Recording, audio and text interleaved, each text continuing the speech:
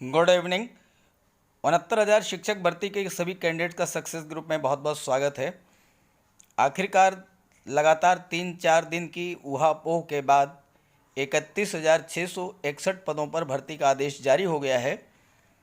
तो आज के हम आप इस वीडियो में आपको जो ओरिजिनल आदेश है वो आदेश शेयर करेंगे और आपको बताएंगे कि जनपद का निर्धारण कैसे होगा, जनपद का आवंटन कैसे होगा, मेरिट लिस्ट कैसे बनेगी, आरक्षण का अनुपालन कैसे होगा। इन सभी मुद्दों पर विस्तार से चर्चा करेंगे आदेश के ही आधार पर। तो चलिए वीडियो शुरू करते हैं। वीडियो अच्छा लगे तो लाइक कर दीजिएगा और इसे अपने साथियों को ज़्यादा से ज़्यादा शेयर ज़रूर कर दीजिएगा ताकि सभी को इसकी जानकारी मिल जाए। तो चलिए वीडियो शुरू करते हैं। तो ये है वो मूल आदेश जो कि शासन के द्वारा जारी किया गया है। प्रेषक हैं रेणुका कुमार, अपर मुख्य सचिव उत्तर प्रदेश शासन। अपर मुख्य सचिव उत्तर प्रदेश शासन के द्वारा ये पत्र जारी किया गया है और भेजा किसे गया है? महानिदेशक स्कूल शिक्षा उत्तर प्रदेश को, निदेशक बेसिक शिक्षा उत्तर प्रदेश लखनऊ को और सचिव बेसिक शिक्षा परिषद उत्तर प्रदेश प्रयागराज को ये पत्र भेजा गया है। बेसिक शिक्षा अनुभाग 5 से ये जारी किया गया है और डेट है 24 सितंबर 2020। आज ही ये पत्र जारी किया गया है। इसका विषय है उत्तर प्रदेश बेसिक शिक्षा परिषद द्वारा संचालित परिषदीय प्राथमिक विद्यालयों में 69,000 पदों के सापेक्ष 31,661 सहायक अध्यापकों की नियुक्ति के संबंध में।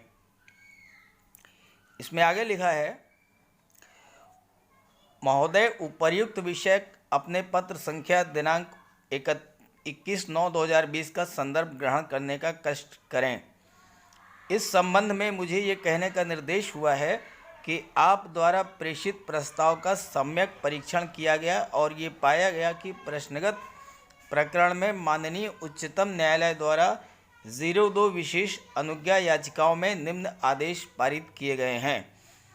यानी शासन को जो प्रस्ताव भेजा गया था उस प्रस्ताव को देखा गया, उस पर विचार किया गया, परीक्षण किया गया और उसमें ये पाया गया कि जो सुप्रीम कोर्ट द्वारा आदेश जारी किए गए थे वो जो आदेश है ये आपके सामने है। पहला है विशेष अनुज्ञा याचिका संख्या 11/198/2020 रामशरण मौर्य व अन्य बनाम राज्य सरकार व अन्य में माननीय उच्चतम न्यायालय द्वारा 21/5/2020 को पारित आदेश का क्रियात्मक अंश निम्नवत है।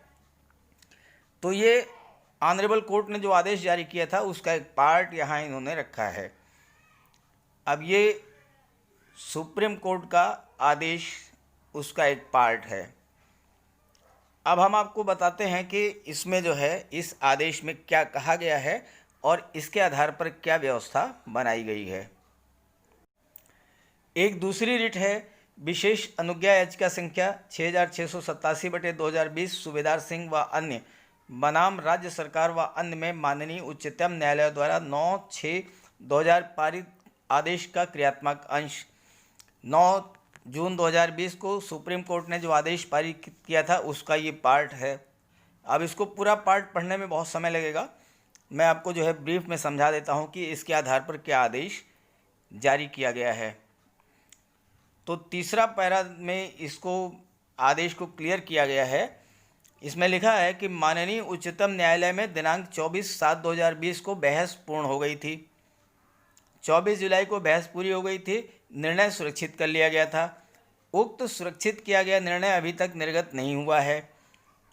सुप्रीम कोर्ट ने अभी तक ऑर्डर पास नहीं किया है। शिक्षकों की अत्यधिक कमी, निकट भविष्य में शीघ्र स्कूल खोलने के दृष्टिगत उच्च स्तर से माननीय उच्च न्यायालय के उपरोक्त दोनों आदेशों के अनुपालन में शिक्षा मित्रों के 37,339 पदों को छोड़कर शेष पदों को भरने हेतु कार्रवाई किया जाना अपरिहार्य है। तो कहने का मतलब ये है कि भले ही अभी सुप्रीम कोर्ट ने आदेश कोई जारी नहीं किया है, लेकिन इसके पहले जो दो आदेश जो जून में पारित किए थे उसके आधार पर 37,339 पदों को छोड़कर बाकी पदों को भरने के लिए कार्रवाई जो है वो की जानी है। ऐसा आदेश जो है वो मिला है माननीय मुख्यमंत्री जी की तरफ से। तो अब उस आदेश का क्रियान्वयन कैसे होगा ये देखते हैं। इस पत्र का चौथा पैरा जो है बहुत ही महत्वपूर्ण है, यहीं से आपको सब कुछ क्लियर हो जाएगा। पोस्टिंग कैसे होगी, मेरिट कैसे बनेगी और सारी चीज़ें एकदम क्लियर हो जाएंगी। चौथा पैरा कहता है, शासन द्वारा माननीय उच्च न्यायालय के उपरोक्त आदेश दिनांक 21 मई 2020 और 9 जून 2020 के अनुपालन में सहायक अध्यापकों के 69,000 विज्ञापित रिक्त पदों के सापेक्ष शिक्षा मित्रों के लिए 37,339 पदों को छोड़ते हुए शेष 31,661 पदों पर भर्ती की प्रक्रिया पूर्व घोषित परिणाम के आधार पर निम्न शर्तों के अधीन पूर्ण करने का निर्णय लिया गया है। ध्यान दीजिएगा, पूर्व घोषित परिणाम जो रिजल्ट पहले डिक्लेयर किया गया था उसी रिजल्ट के आधार पर निम्न शर्तों के अधीन। अब कंडीशन, टर्म्स एंड कंडीशन भी आप समझ लीजिए। इसमें कहा है कि 69,000 रिक्त पदों के सापेक्ष भर्ती की प्रक्रिया प्रारंभ की गई थी। अभ्यर्थियों को जनपदों में उपलब्ध रिक्त पदों के सापेक्ष आरक्षण नियमों का पालन करते हुए जनपद आवंटित किए जा चुके हैं। यानी आपकी जो मेरिट लिस्ट 69,000 कैंडिडेट्स की बनी थी जिलावार, डिस्ट्रिक्ट वाइज, वो ऑलरेडी प्रभावी रहेगी। जिले आपको पहले से ही आवंटित किए जा चुके हैं। तो अभ्यर्थियों को पूर्व में आवंटित जनपद व आरक्षण को यथावत रखते हुए 31,661 पदों में से समानुपातिक रूप से जनपदों को पद आवंटित करते हुए आवंटित पद के सापेक्ष मेरिट के ऊपर से उतने ही अभ्यर्थियों को नियुक्ति पत्र निर्गत किया जाए। यही बात आपको समझने की है। पहली चीज़ क्या है कि जो आपका जिला आवंटित किया गया है वो जिला एज इट इज़ रहेगा, उस जिले में कोई परिवर्तन नहीं हुआ है। अगर आपको लखनऊ मिला है तो आपकी नियुक्ति लखनऊ में ही होगी। अगर आपको बहराइच मिला है तो बहराइच में ही नियुक्ति होगी। हमीरपुर मिला है तो हमीरपुर में ही नियुक्ति होगी, पहली बात। दूसरी बात ये है, 31,661 पदों में से समानुपातिक रूप से जनपदों को पद आवंटित किया जाएगा। इसका मतलब ये क्या हुआ? इसका मतलब ये हुआ कि अगर मान लीजिए 67,000 के सापेक्ष किसी जिले में 1,000 पद थे, वहाँ पर 1,000 कैंडिडेट्स की पोस्टिंग की गई थी, तो अब 67 के स्थान पर कितना है? 31,661। तो इसी रेशियो में अगर 1,000 को हम बांट लेते हैं तो ये लगभग बनेगा जो है 470 या 475 पद जो है लगभग बनेंगे।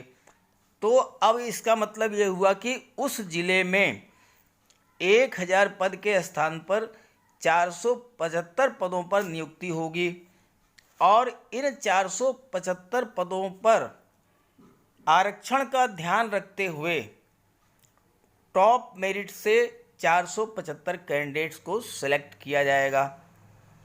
यानी इस 475 के 50% अनरिजर्व से ले लिए जाएंगे। उसके बाद जो बचेंगी 50% सीटें वो ओबीसी और अन्य आरक्षित वर्गों से फिलअप की जाएंगी। तो इस आधार पर इस तरह से नियुक्ति पत्र आपको निर्गत किया जाएगा। तो मैं समझता हूं कि आप इस प्रक्रिया को पूरी तरह से समझ गए होंगे। तो वीडियो अच्छा लगे तो इसे लाइक कर दीजिएगा, अपने सभी साथियों को ज़्यादा से ज़्यादा शेयर कर दीजिएगा, ताकि इसके संबंध में किसी प्रकार का अगर कोई भ्रम है उनके मन में तो वो बिल्कुल दूर हो जाए।